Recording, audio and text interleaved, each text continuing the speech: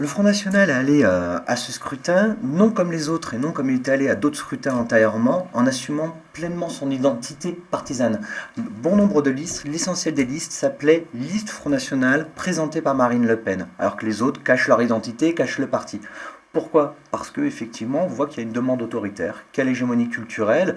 Il y avait eu une enquête qui avait été faite par la Fondation Jean Jaurès avant l'été. On voyait que 88% des Français pensaient que les autorités n'étaient pas assez respectées. Il y a eu une autre enquête faite en octobre qui montrait qu'il y en avait 40% qui voulaient un gouvernement autoritaire et que sur la question des réfugiés, il y avait une fermeture complète de l'opinion française par rapport à celle des autres pays européens. Et là, extrême droite, Front National, Le Pen, c'est des mots effectivement qui représentent cette idée d'autorité et d'opposition au flux migratoire.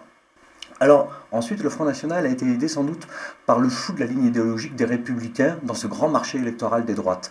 On regarde sur le bassin méditerranéen, on savait bien que c'est une des zones de force du Front National.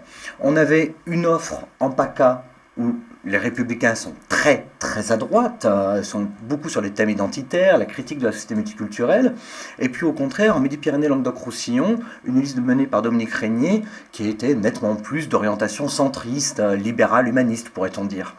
Dans un cas, le Front National réussit avec un transfert de vote de l'électorat de droite qui dit cette droite qui ressemble au PS, ça ne me va pas, moi je veux un vote vraiment à droite, je vais voter FN.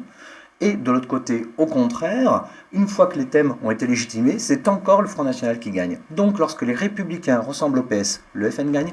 Lorsque les Républicains ressemblent au FN, le FN gagne. Il y a un problème sur la ligne idéologique et la stratégie des Républicains. Il faut dans une démocratie un grand parti conservateur qui existe, qui représente cette partie de la population, et lorsque la ligne n'est pas claire, ça profite à cette extrême droite nationale populiste. Et puis enfin, dans la réaction de Marine Le Pen hier soir au résultat, elle a fait un discours dont il faut reconnaître qu'il était assez talentueux. Elle avait mené la campagne contre les réfugiés, contre le terrorisme et l'islam, etc. sous-entendu. Une campagne exclusive, une campagne d'exclusion. Hier, elle a fait un discours très inclusif. Elle parlait de la nation, elle parlait de la République, elle parlait de nous.